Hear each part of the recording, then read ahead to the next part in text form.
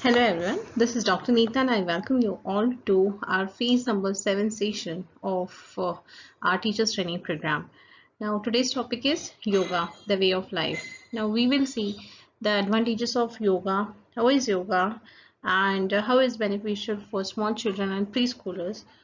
So within this session we will put light on this physical kind of you may say pattern or asanas kind of thing, wherein how we could introduce it for betterment of our child's health, not only their physical health but their mental, spiritual health also can be actually modified with the help of introduction of yoga within preschool. So let's begin with phase number 7, yoga.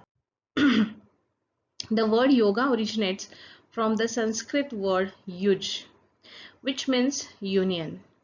Union of the self with the universal consciousness. Yoga is not just the physical practice of asanas, nor it is a spiritual philosophy or religion. It is the means to become an ideal human being. It works from the body to the breath and from the breath to the mind and later to the superconsciousness. Yoga is the ultimate truth. It takes man from a new state of consciousness to an enlightened one. Yoga has an immense understanding of the mind, body, and to great extent lies beyond. Yoga is the practice of accessing and integrating all aspects of our true nature, body, mind, and spirit in the pursuit of inner harmony. So this is just an introductory slide wherein we have just seen from where it is originated. So it is originated from yuja. Its exam point of view important. Keep in mind, huge means union. Now what kind of union? So it's a union of three major part of human being, that is body, mind and spirit. So it's unite them together. How? From body it goes to mind through respiration. We actually sense the inner being, and through respiration to the higher consciousness it goes, and that's how actually it makes the combination of all these three together. Now you all know that in our daily life it's a stressful life wherein we are having a lot of works to perform, targets and all these kind of things. Because of that actually some kind of tension, some kind of pressure, stress get accumulated within our body, and in the form of different emotions actually that get exaggerated. Now the thing is, if we would like to control that stress, what we have to do is we have to give our body some kind of relaxation. Now that relaxation we have to give through some kind of stretching exercises or some kind of asanas or some kind of exercise wherein actually we could release that tension, whatever tension lies within that muscular portion of our body. And once the tension get released, automatically that relaxation state one can experience. And if one experience the relaxation state, automatically the stress get releases. Once the stress get releases, the person may feel lighter. Once the person feel lighter, automatically their whole being, overall health actually start improving. Through if any kind of physical problem, that automatically body start working on it, and it may get stabilized, and you may get some kind of balance within those physical problem. Also the mental health improve, because the level of stress get decreases, and because of that whatever extreme emotions are there, you may become balanced rather than getting extreme. And because of that your nature may get somewhat toward positivity, and that's how your spiritual and mental health also get improved. So all these kind of benefits are there if you practice yoga at least continuously for 21 days and then continue this practice. So this is what is the basic benefit of yoga is, and this is what is the basic introduction of yoga. Now let's proceed further. In this session, we are going to see what is yoga, what is the origin of yoga, what are all the different terminologies included in yoga, what is the purpose of learning it, what is the history of yoga, then what is the reception in West, benefits of yoga, different yoga techniques, and then we conclude. So first is, what is yoga? Yoga is the physical, mental, and spiritual practices which originated in ancient India with a view to attain a state of permanent peace of mind in order to experience one's true self. So, first, this question arises, who I am. So, to understand ourselves, we need to get connected with ourselves, that is a higher consciousness, and for that, yoga is the best media. Now, there are several kind of yoga. In Hatha Yoga, generally we do have the series of postures, means physical postures are involved within that. Surya Namaskar is one of the technique. Then there is another part of yoga, that is pranayam, wherein we actually experience different kind of respiration techniques. And there is third type of yoga, that is meditation. Meditation is something wherein you don't have to actually physically do anything. You just have to concentrate on some aspect, wherein you may concentrate on your breathing, you may concentrate on a particular mantra, you may concentrate on some kind of affirmations, and otherwise you may be mindful just what's going on in your body, and that's how actually you become mindful. And through that relaxation you connect with your subconscious mind, your higher self, and that's how actually you get the alpha state. And within that alpha state you get a lot of relaxation, and because of that relaxation the stability of your mind increases. Because of that, automatically your intelligence, your focus, concentration, all the kind of things may get improved at the very higher superficial level. So all these kind of thing happen. You may not get directly aware of it, it's happening, but that are the direct advantages of practicing those kind of yoga. So when it was actually invented at that moment of time, to get connected to our higher self, that was the main motto of yoga. And of course it is started from India, but it's not any kind of religion is not involved within that. Anyone can practice it. It's not any kind of spiritual or religion kind of practice. You can practice it for your good health. Origin: yoga is a stealing of the changing state of mind. The origin of yoga are the matter of debate. It may have pre-Vedic origins. So of course, name has came from India, but still there are many debates on it. But yeah, whatever knowledge we have got from our Vedas, so there is origin lies within Ved. That is Vedic origin is there for yoga. Terminology. In Vedic Sanskrit, the meaning of word yoga is to add, to join, to unite, or to attach. So that is what also we can take it as a terminology. Purpose. The ultimate goal of yoga is moksha, that is liberation. Through the exact definition of what form this takes depends on the philosophical or theological system with which it is conjugated. So it's a purpose, basic purpose is moksha, that is connection of all these three together, mind, spirit, and body. History. Several sites discovered at Indus Valley civilization sites depict figures and positions resembling a common yoga or meditation pose. So in history we can find few of these. There is a picture beside, you can see.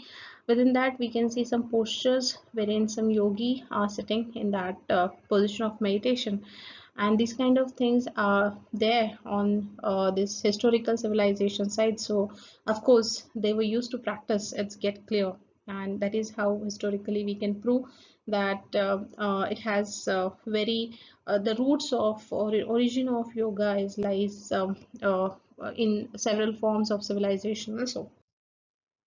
Reception in West. Gurus from India introduced yoga to the West following the success of Swami Vivekananda in the late 19th and early 20th century. In 80s, yoga became popular as a system of physical exercise across the Western world. This form of yoga is often called Hatha Yoga. Benefits, many benefits. Many studies have determined the effectiveness of yoga as a complementary intervention for cancer, asthma, and heart disease.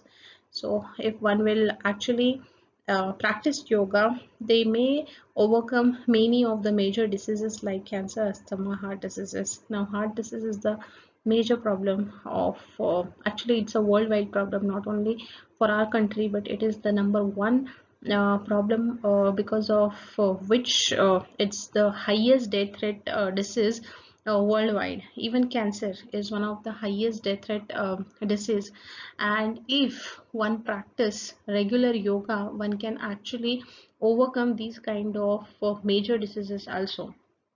So when you practice yoga, just like meditation, you may strengthen your body, your mind, you get relaxation, you actually go move toward your well-being, you actually achieve balance in your life, your concentration improve, and your flexibility also improve. These are the basic benefits of yoga. Again, continuing with benefits, in a national survey, long-term yoga practitioner in the United States reported musculoskeletal and mental health improvement. So, with the help of yoga, one can actually improve not only the muscular and skeletal health, but mental health also get improved with the help of practicing regular yoga. At least you need to practice it 1 month, 21 days. Then only you can actually see the visible results. Otherwise, doing it once or twice a week, it's not actually give you the result on daily basis. At least you have to practice it for regularly 1 month, then you can see the benefits of yoga. So in the figure you can see it may increase the arm strength by 12% after working it for some amount of days. It's not very clear. Then if you will practice it, there is less chance of heart disease. 35% increase in flexibility after 8 weeks of practice. Increase lung capacity. Then it may increase uh, awesome amount of oxygen to the brain. So all these kind of benefits are there of yoga. Yoga technique, there are different yoga technique. The most common among them are Surya Namaskar, meditation, and pranayama. Yoga technique, Surya Namaskar. It is a salutation to the sun.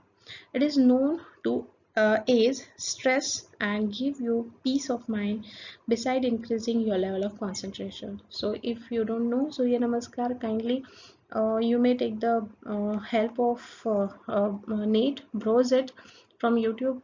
You may get so many videos on Surya Namaskar. There are 11 to 12 steps within that, and if we'll do at least 5 to 10 Surya Namaskar daily, actually it's very beneficial. Try it in the morning. Early morning is the best time to practice any kind of exercise.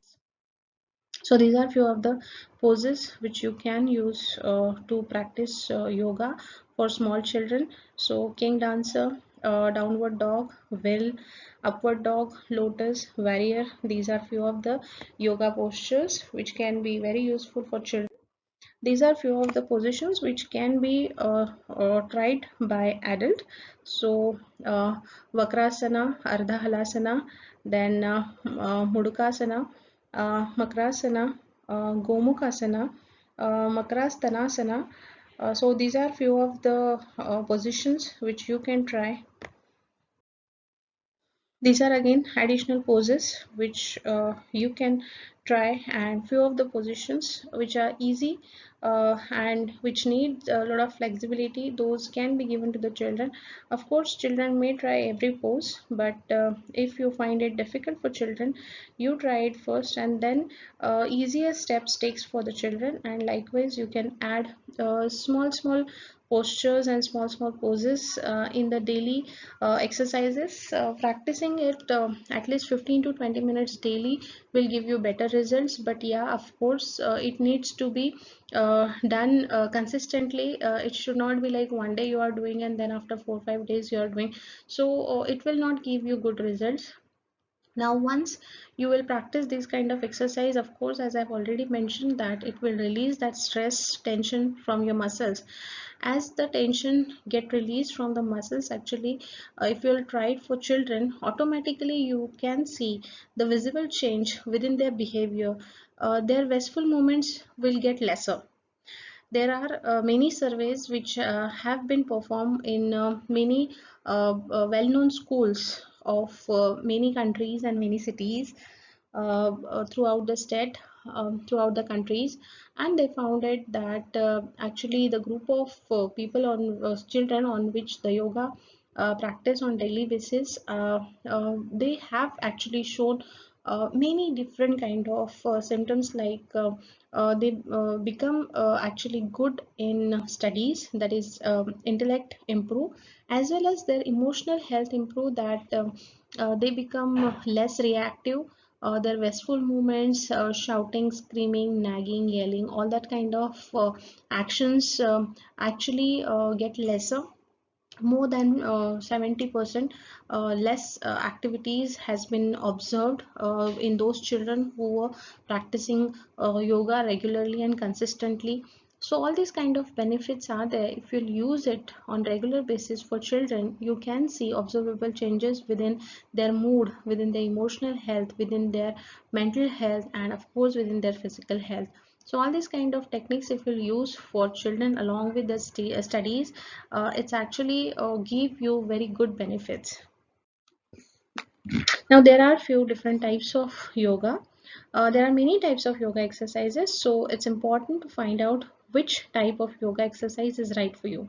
Here's a quick introduction to some of the most common and popular type of yoga exercise.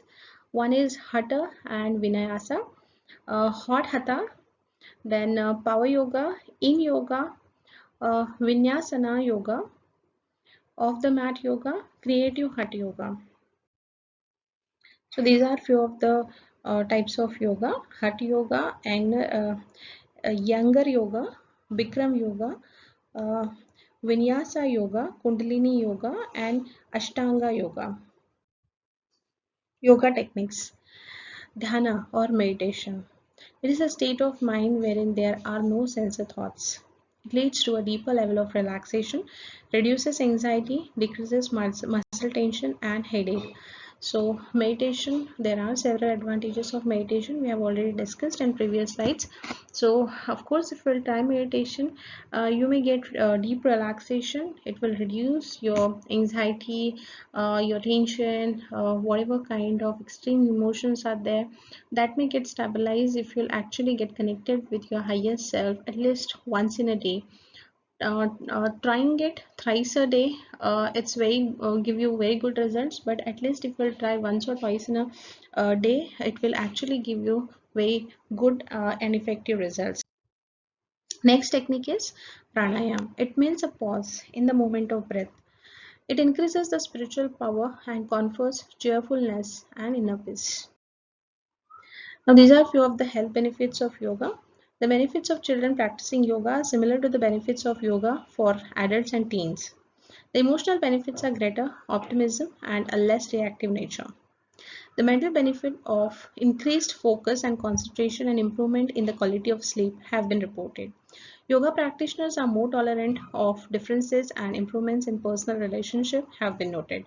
Academic performance have been noted to improve with the yoga practice, and an increase in confidence in physical abilities and athletic performance has also been reported. Yoga is successfully used for treatment of children with special needs.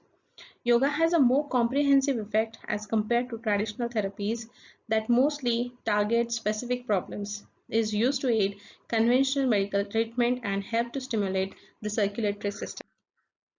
It enhances physical flexibility. Yoga promotes physical strength because kids learn to use all of their muscles in new ways. Whether a pose is done standing, sitting, or lying down, each one can challenge various muscle groups, which helping a child become aware of his body and how it efficiently functions. It refines balance and coordination. Balance is a key element of yoga. Balancing poses were created to promote mental and physical poise. as mental clarity and stability emerge from the effort of trying the poses. Even if a child has difficulty standing on one foot, she learns mental and physical balance. If she can stay calm when she falls and when she get up to try again. As children learn to improve their physical balance, they'll feel with a sense of accomplishment. Coordination is also close tied to balance and promotes overall dexterity. Some yoga teachers and occupational therapists use finger yoga and other specialized technique to help children with gross and fine motor coordination. It develops focus and concentration. The act of practicing poses encourages children to clear their mind and focus on efforts. As a result of this single focus to achieve a particular pose or stay balanced, yoga helps children to focus and concentrate in school and get better grades. Several study notes. It boosts self-esteem and confidence. Yoga helps to instill confidence and to bring learning to children.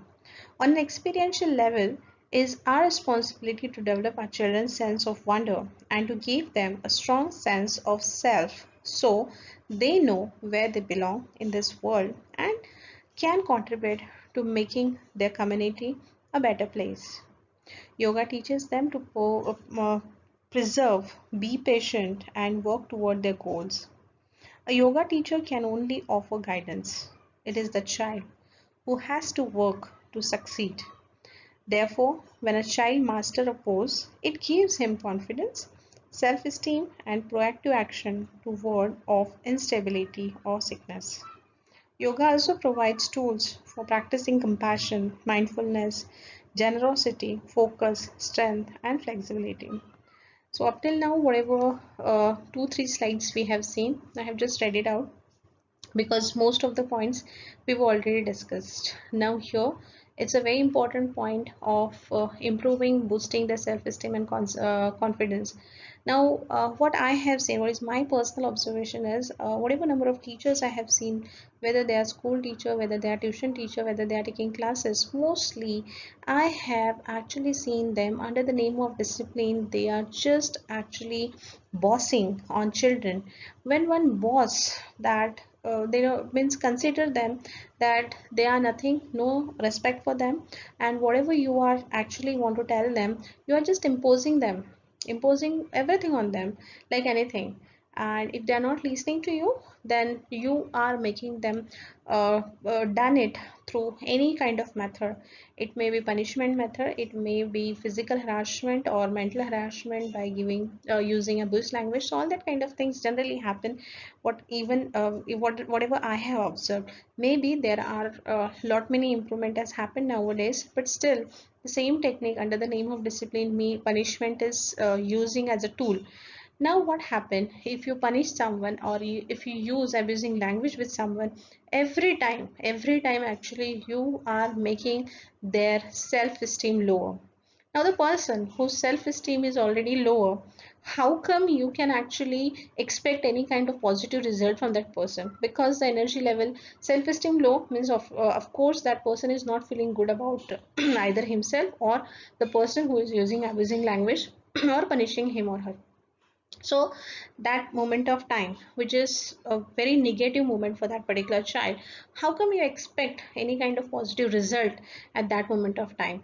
Of course, by giving such kind of treatment again and again, you are making them feel low, and within that low feeling their self esteem and their confidence level is getting damaged, getting spoiled.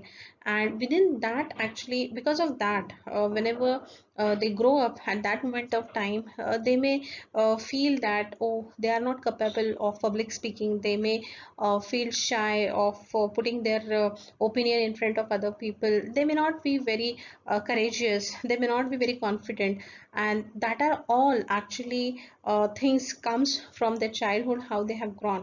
So in this growing years, if we give them such kind of treatment, of course their self-confidence may get down. So of course we have to improve our treatment, actually how we are treating that. We have to also learn generosity. We also have to learn compassion, we being a teacher. If we will practice yoga, actually we will learn compassion, we will become mindful, we will learn generosity, our focus, flexibility and strength will improve. And that's how automatically, if we ourselves are good teachers and we are using compassion whenever we are treating them, of course they will also get that kind of role models in front of them. And of course, if they will try yoga, they will also learn this kind of thing, and their self-esteem will boost like anything, their confidence will boost like anything. So I personally suggest use of yoga in the pre-primary and primary age group is very, very important. Moving ahead is strengthen the mind body connection. Yoga helps kids achieve a sound mind in a sound body by exercising the physical body and calming the mental spirit. As parents, we want our children to act and behave with mindfulness and with compassion, to be brave, to know love and happiness, and to find inner peace. Since the modern world moves very, very fast for children, it's not long before they feel all kind of pressure, personal, parental, social, to keep up with everyone around them.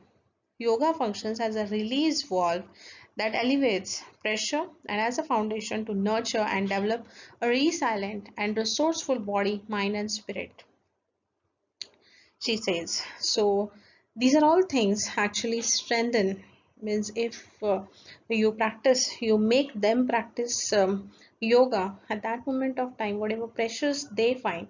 Now you must experience, just get into their shoes and try to understand their position, wherein no one is giving them that much importance whatever they are actually deserve for. Even parents are expecting much more for them, teachers are expecting much more for them, their peer, means whatever colleagues or friends or society, social contact they are having, there also they are getting some kind of pressure, and under that pressure that particular child is actually getting to some kind of tension and stress, and that's why they may not feel that much good. So, in that case, if the child practice yoga on daily basis, automatically whatever kind of tension, stress, pressure has been created because of all these kind of things around them, that may get automatically released and they may feel relaxed and they may actually get more combined, balanced between their body, mind, and spirit, and that's how they can get strengthen their body and mind connection.